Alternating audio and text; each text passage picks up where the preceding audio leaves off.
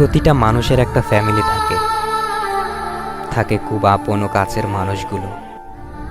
কিন্তু আমরা আসলে দিন দিন এক একটা যন্ত্র মানবে পরিণত হচ্ছি, যে যার মতো করে ব্যস্ত।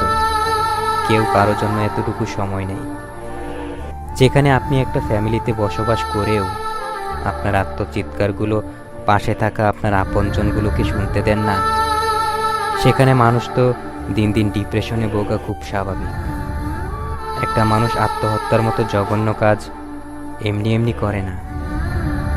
একটা মানুষ মৃত্যুর আগে অনেকবার বাঁচতে চায়, কিন্তু তাকে সময় দেওয়ার মতো কাউকে পাশে পায় না। তাকে একটু মানসিকভাবে সাহায্য করার মতো কেউ থাকে না।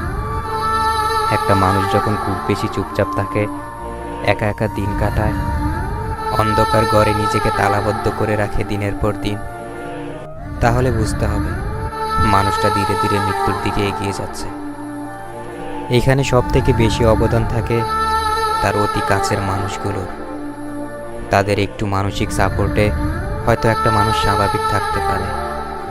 এইসব মানুষগুলোই আসলে জীবনের সাথে পরাজিত ঘোষণা করে পৃথিবী থেকে খুব সহজেই বিদায় নেয়।